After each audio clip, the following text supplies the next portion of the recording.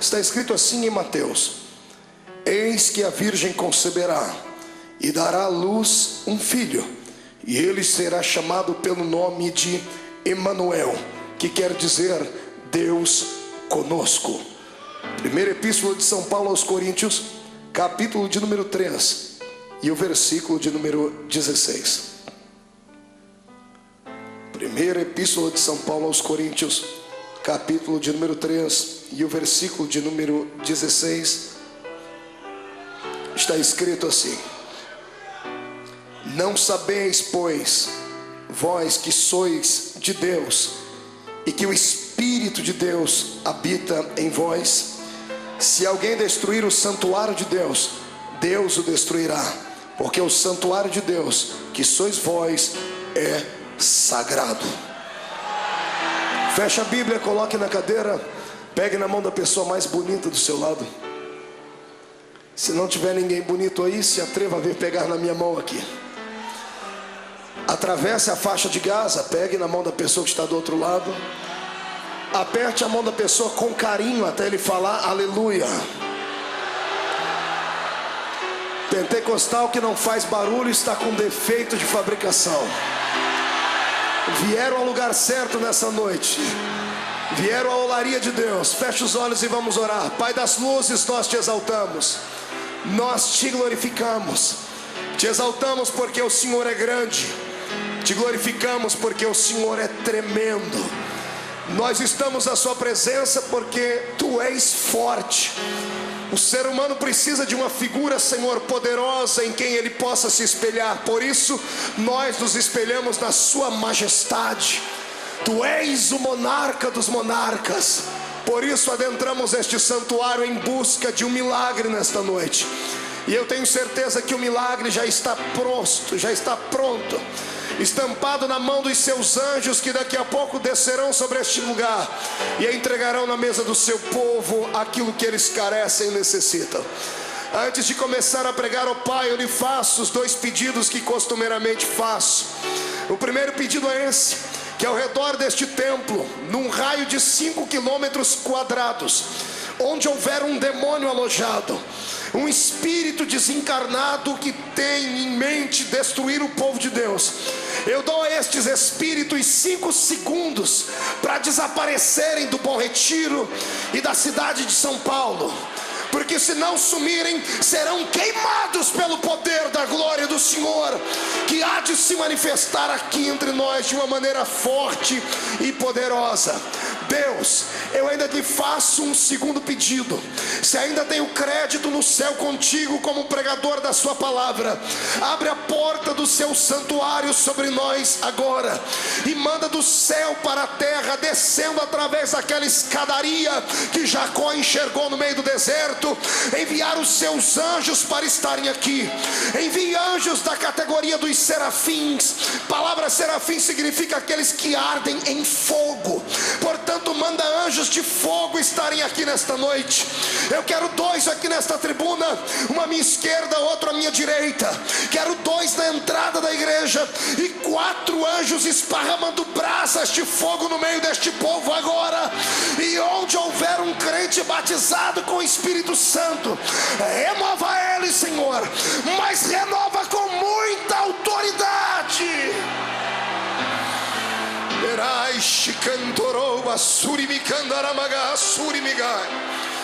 Tu não precisas da minha ajuda para curar. Tu não precisas da minha ajuda para batizar com o Espírito Santo. Tu és Deus, tu és onipotente. Então mostra a sua onipotência nesta noite. É o que eu te peço agora, em nome de Jesus Cristo, teu amado Filho. Amém e amém. Antes de se assentar, levante um dedo de profeta para cima comigo.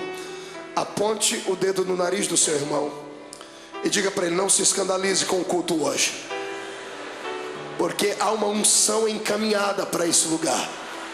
Diga: daqui a pouco você ouvirá o barulho de ondas que vão se quebrar aqui nesta praia. Pegue aquilo que for possível e volte para casa cheio da glória do Senhor. Aplauda o Rei Jesus, glorifique a Ele e tome o seu assento para a honra e glória do Pai. Aleluia. Glória a Deus. Queridos e amados irmãos em Cristo Jesus, noiva do Cordeiro, simpatizantes desta fé pentecostal linda, amados obreiros que estão na minha retaguarda, irmãos de diversas denominações, mas que pertencem ao mesmo corpo sagrado de Jesus Cristo, Deus hoje nos conduzirá no tapete da sua revelação e nos levará na profundidade que você e eu suportarmos para dentro das águas do seu poderoso rio. Eu estava questionando a Deus sobre o que deveria pregar esta igreja nessa noite, sobre o que deveria falar, sobre que revelação o Senhor gostaria de me usar, e o Senhor soprou no meu ouvido uma frase que eu a transformei no tema desta mensagem. Não se assuste, se prepare aí para uma viagem muito linda hoje, só de ida para dentro do coração de Deus. O título da mensagem é esse: Deus dentro do barro. Diga para o seu irmão: Deus dentro do barro. Pergunte para ele: é possível? Dê mais um grito de glória a Deus para eu continuar a pregar. Pois bem, amados em Cristo Jesus, eu li 2 textos da Bíblia. O primeiro texto no livro de Mateus, que traz a recordação, a memória de uma profética que saiu da boca do profeta messiânico, que era Isaías. Isaías era um homem que tinha intimidade com Deus. Sempre tento explicar isso àqueles que me ouvem, que o profeta não era um homem comum. O profeta e o sacerdote tinham ministérios parecidos, mas diferenciados. Ambos trabalhavam para o mesmo patrão, ambos trabalhavam para Deus. Mas a diferença entre o sacerdote e o profeta é que o sacerdote ouvia o povo e falava das lamúrias do povo a Deus, e o profeta ouvia Deus e falava para o povo os pensamentos de Deus. O profeta, portanto, tinha uma intimidade maior. Se você estudar a vida dos profetas maiores ou profetas menores da Bíblia Sagrada, você verá que eram homens que tinham uma vida diferente, até mesmo parecida com uma clandestinagem. Alguns deles viviam num ato profético isolados. Eles ficavam no meio de uma solidão que era muito particular deles, e eles emprestavam a Deus os seus ouvidos, o seu coração. E eu não tenho dúvidas nenhuma de que o profeta era o único amigo que Deus tinha, era a única pessoa que era sensível a ponto de ouvir a sua voz. E o profeta Isaías foi o que escreveu o livro mais conhecido, um livro que é reverenciado tanto pelos cristãos como pelos judeus. Os judeus amam o livro de Isaías. E apenas a título de curiosidade, para aqueles que gostam de fazer algum apontamento, o livro de Isaías, ele é bem uma pequenina Bíblia. Parece uma Bíblia no estado diminutivo dela. A Bíblia protestante tem 66 livros, sendo 39 livros do Velho Testamento e 27 livros do Novo Testamento. Os primeiros 39 livros falam da história de Israel. Os 27 posteriores livros falam da história de um novo Israel, que é a igreja do Senhor. O livro de Isaías, ele tem 66 capítulos. Também está dividido em 2 tempos. Os primeiros 39 capítulos de Isaías, o Senhor fala do seu pensamento acerca do coração da sua nação. Mas os 27 posteriores capítulos, o Senhor fala sobre um tempo de renovação, de restauração, em que a terra voltaria a manar leite, a manar mel. E isto apontava, é claro, para a noiva do Cordeiro. Quando Isaías, assistido a Deus através de uma espécie de luneta profética, tendo intimidade com Deus, emprestou a ele o seu coração, Deus revelou a ele como é que o ato da salvação seria consumado. O Senhor explicou a ele como é que ele viria a esta terra. Todos nós sabemos, ou pelo menos deveríamos saber, que a terra é o reino dos homens. O Senhor criou Adão, colocou ele no Éden, e após ter criado, o Senhor deu a ele uma palavra de autorização máxima, uma palavra imperativa. O Senhor disse a ele: dominai a terra e sujeitai-a. Quando Deus disse a Adão: sujeitai a terra e dominai-a, o Senhor estava arrancando da terra os seus firmamentos e dizendo: a terra é um reino do homem, porque ela é um reino material. Só pode reinar na terra ou sobre a terra aqueles que têm um corpo físico. Todo e qualquer espírito desencarnado está de maneira legal simplesmente proibido de estarem aqui neste mundo. Nenhum espírito desencarnado tem legitimidade para habitar nesta terra. Juridicamente falando, a terra pertence ao ser humano, pertence a mim e pertence a você. O problema é que muitos de nós não conhecem esta verdade, por isso vivemos e levamos uma vida aquém da realidade e vivemos uma vida subhumana. Mas depois que você ouvir esta mensagem hoje, você vai pisar na terra e vai acreditar que onde a planta do seu pé pisar, o Senhor dará a você por herança. Quem acredita nisso, erga a mão para cima e dê um grito de glórias ao nome do Senhor Jesus. A terra então pertencia a nós, aos seres humanos. E o que aconteceu na história? Aconteceu que Satanás encontrou uma maneira de entrar na terra. Ele habitava no reino do céu, foi expulso lá de cima, e a terra também não era dele, porque Deus fez para nós. Eu quero hoje dizer aqui uma palavra que eu quero que você nunca mais esqueça. Satanás é um pobretão, ele é um miserável, é um pé rapado. Satanás não tem nem onde cair vivo quando lá morto. Todas as vezes que você ver ele prometer alguma coisa para alguém, escreva isso nas tábuas do seu coração: ele é o pai da mentira.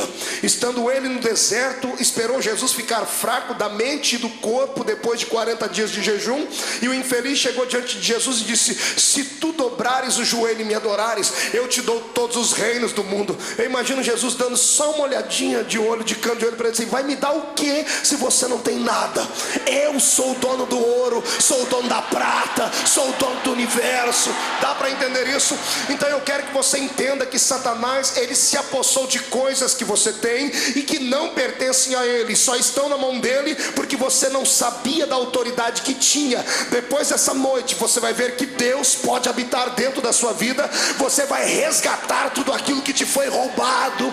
Eu profetizo em nome de Jesus que virá com juro, com correção monetária, e todos os demônios que perturbam a sua vida vão ter que começar a arrumar as malas já, comprar uma passagem lá para os quintos dos infernos, porque a terra lhe será dada. Quem acredita nisso, explode a alma adorando ao Senhor. Ouça-me. Sabendo Deus e sabendo o diabo que a terra pertencia ao homem, Satanás arrumou uma maneira legal de entrar aqui. E o que é que ele fez? Se apossou de um corpo. Nós sabemos que para entrar no Éden, ele não podia entrar em espírito, porque a terra era do homem. Para entrar no Éden e enganar Eva, ele teve que se apossar do corpo de uma serpente. A primeira sessão espírita de encarnação do mundo foi ali. Ele se apossou do corpo da serpente e enganou ela, tomou conta da mente dela, e ele se fez legal na terra, porque a terra é um reino material. Enganou Eva, que enganou Adão, que tentou enganar a Deus, e foi aquele chororô lá dentro do Éden. Acontecendo isso, o que é que fica? Como fica o projeto inicial de Deus? Como ficou então os pensamentos do Altíssimo? Satanás dava gargalhadas pelo canto do Éden, dizendo: eu consegui destruir os pensamentos de Deus. O infeliz só se esqueceu de uma coisa: que Deus não é criatura, Deus é criador. Amados, aqui eu tenho uma revelação linda para lhe dar. Deus sabia de tudo o que ia acontecer, e se ele permitiu que acontecesse, era para que o seu projeto fosse maior, fosse mais engrandecido. Eu quero que os demônios que estiverem porventura aí de ouvir em pé tentando ouvir, saibam que nós cremos que Deus está no controle de tudo. Deus sabe o que acontece. Cada coisa que acontece na minha vida e na sua é permissão dele. Ou ele permite ou ele manda. Na vida do crente, Satanás não pode meter o dedão dele, porque ele está impossibilitado. Eu e você somos propriedade exclusiva de Jesus Cristo. Todas as vezes que Satanás tenta se aproximar de ti, ele vê uma faixa invisível no seu peito: propriedade de Jesus, aqui ninguém toca. É por isso que você tem que adorar ao Mestre. Pois bem, sabendo disso, Deus já havia arquitetado todo o plano, todo o projeto. Eva está chorando num canto, Adão está com aquela cara de boi sonso no outro, a serpente está lá, jururu, e o diabo morrendo de dar risada. E Deus chega no Éden. Deus poderia ter interferido, mas ele não interferiu por causa da sua palavra. Deixa-me lhe dizer uma coisa, que fique isso bem claro. Se tem uma coisa que Deus não pode fazer, é bolinar com aquilo que ele deixou escrito. Deus não pode ultrapassar os limites da sua palavra, não porque Ele não tenha poder, mas porque Ele é fiel naquilo que Ele fala. Está entendendo isso? Deus não interferiu naquele momento ali, porque Ele próprio se sujeitou à lei que Ele estabeleceu. A terra era um reino material, era um reino do homem, só o homem estava legal aqui. O diabo entrou pela janela, ele não entrou pela porta, ele entrou pela janela, ele arrumou um subterfúgio e entrou na terra no corpo de uma serpente. O dia em que Deus entra pelo Éden e descobre toda aquela situação, e vê Eva chorando, vê Adão chorando, vê a serpente caminhando por ali, subindo em cima das árvores, e o diabo rindo, Deus chega e diz a eles o que foi que aconteceu, e todos nós sabemos a história. Adão confessa, dizendo, mas antes de confessar ele jogou a culpa na mulher ainda para ajudar, e depois Deus olhou para toda a situação, começou a interferir naquele momento. A minha Bíblia diz que Deus chamou os três que estavam envolvidos diretamente no problema e deu para cada um deles uma sorte de coisas para realizar. Deus deu uma punição a eles. Para a mulher, o Senhor disse, a partir de hoje sentirás dores ao ter filho. Para o homem, o Senhor disse, você vai ter que trabalhar muito e do suor do seu rosto você vai sobreviver. Para a serpente, o Senhor disse, eu vou arrancar suas pernas e os seus braços. A partir de hoje, você vai rastejar sobre o seu ventre. Eu creio que até então a serpente era um animal parecido com um macaco, alguma coisa assim. Para o diabo se apossar do corpo dela, neste dia o Senhor arranca a locomoção dela natural e faz ela se rastejar no meio da terra. Quando o Senhor acaba de dar toda essa história, acaba de liberar sobre eles as suas punições, o diabo vai saindo pelo um canto, isto eu acredito. O Senhor ora para ele e diz, agora aguarde aí, Satanás, porque a minha conversa agora é com você. Eu imagino o diabo dizendo, não, o senhor não tem nada que conversar comigo, porque eu destruí o seu projeto, eu acabei com a sua história. Eu imagino o senhor dizendo, como é que você vai acabar com o projeto daquele que é o arquiteto do universo? Me explica. Você acha que você pode me enganar? Você acha que pode me surpreender? Eu sou Deus. Eu imagino o senhor dizendo, eu imagino Deus dizendo assim, se Deus fosse mineiro, ele ia dizer assim para o diabo, enquanto tu vem com a farinha, eu já estou com o angu pronto, seu infeliz. Eu tenho controle do universo na palma da minha mão. Que coisa linda. Na sequência acontece assim, Deus olha para ele e diz assim, você acha que você fez uma coisa muito grande, não é? Você só está aqui porque você burlou a lei. Você é um infeliz desonesto para sempre. Você entrou aqui de maneira ilegal, encontrou um corpinho de uma cobra para entrar e entrou aqui. Eu imagino Deus dizendo, você acha que eu também não podia ter entrado aqui? Eu sou espírito, mas eu podia ter entrado no corpo de um macaco, no corpo de um elefante. Eu podia ter entrado aqui, interferido na história, mas eu imagino o Senhor dizendo, eu tenho elegância, eu sou um gentleman, sou um cavalheiro. Eu não vou aonde não sou convidado, eu não entro pela janela. A hora em que eu entrar pode demorar 1 ano, pode demorar 1000 anos, pode demorar 4000 anos, mas quando eu entrar, eu entro pela porta, porque eu sou o Senhor.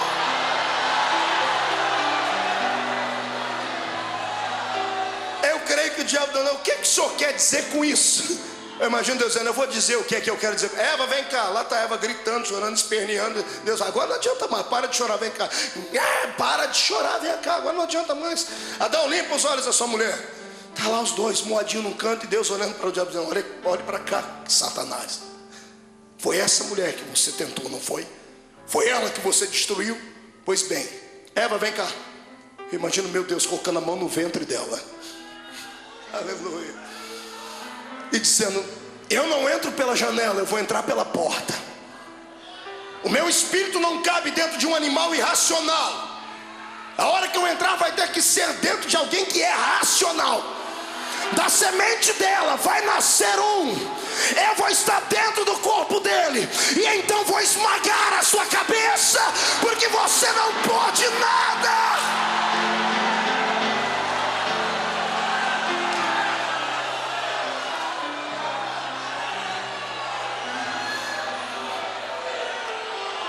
Ei, olhe para cá, depois desse dia, Satanás nunca mais dormiu. Do lado da cabeceira da cama dele, se é que ele tem cama, deve ter uns 500 caixas de Lexotan, aqueles remédios para ajudar a pessoa a dormir. Porque depois desse dia em diante, toda mulher que engravidava, um demônio ia lá e falava, está grávida a mulher ali. Ele falou, será que é dali que vai sair a semente que vai esmagar a minha cabeça? Depois, amado, Satanás ficou atormentado 4.000 anos. Você acha que é só ele que atormenta? O meu Deus tem um poder maior do que o dele. Ele não dormiu, ele não conversou, não bebeu água, não se alimentou direito durante 4.000 anos, porque todas as vezes que uma mulher ficava grávida, um demônio chegava, mais uma engravidou ali. E eu imagino, fique lá do lado dela e vê se essa criança que vai nascer é diferente. E um belo dia, o meu Deus resolve explicar como é que ele viria ao mundo. Ele toma a boca do profeta Isaías, e o profeta Isaías começa a gritar. Primeiro Isaías olha para o povo e diz assim: olha, assim diz o Senhor, eis que uma virgem conceberá e dará luz a um filho, e colocarão nele o nome de... Não ouvi, quero ouvir de novo, de... Acotovela o seu irmão, diga para ele: abre essa boca, abençoado. 1, 2, 3, de... Que significa... Aqui está a revelação dessa noite. A palavra Emanuel não significa apenas Deus conosco. Ela é uma palavra tríplice. São 3 palavras juntinhas uma na outra. Na semântica da palavra, ao trazerem ela para a língua portuguesa, ela perdeu um pouquinho da sua essência. A palavra Emanuel não significa apenas Deus conosco. São 3 palavras: Em-man-el. Em-man-el. Daí a junção Emanuel. A palavra in é dentro. A palavra men é homem, corpo, barro. A palavra el é Deus. Se você traduzir ao pé da letra, é Deus dentro do barro. O Senhor estava dizendo ao diabo como é que ele viria. Ele disse assim: eu, o Deus eterno, vou entrar na terra de forma legal, dentro de um corpo de barro. É aqui que a ciência se atrapalha toda. É aqui que os homens que não têm cultura religiosa se embasbacam. É aqui que os filósofos e que até os teólogos modernos da pós-libertação ficam atormentados e atribulados, porque não dá para conceber um Deus que criou o universo pela força do seu poder e sustenta o universo pelo poder da sua palavra. Como é que ele, sendo tão grande, pode caber dentro de um corpo de um homem? O que eu vou falar aqui agora vai começar a arrepiar e vai começar a arrancar alguns tipos de reações de dentro de você, mas não se assuste. Quero que você olhe para a pessoa que está do seu lado e pergunte para ela: você é crente? Diga: você é salvo em Jesus Cristo? Pergunte a outra que está do seu outro lado: diga: você é salvo em Jesus, tem certeza? Vire a cabeça e pergunte para que está atrás: diga: você tem certeza que é salvo? Aqui está na frente. Eu quero que você mexa com todo mundo. Então olhe para mim e vou lhe dizer: não se assuste, mas esse pedaço de carne que reveste esses ossos que estão aí do seu lado são exatamente a morada do Deus eterno que fez os céus e que fez a terra.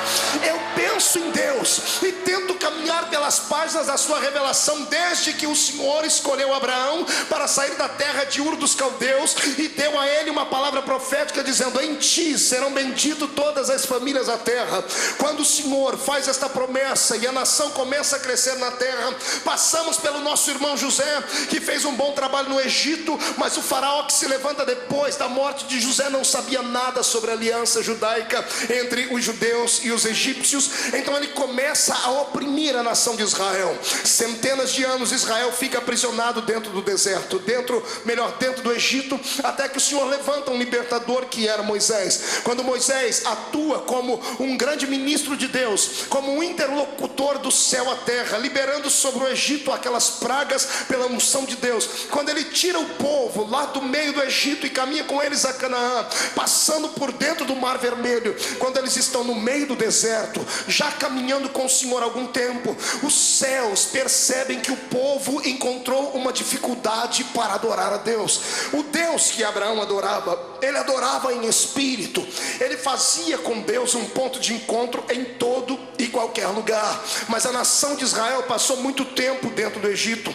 Os anos que eles passaram lá, dezenas até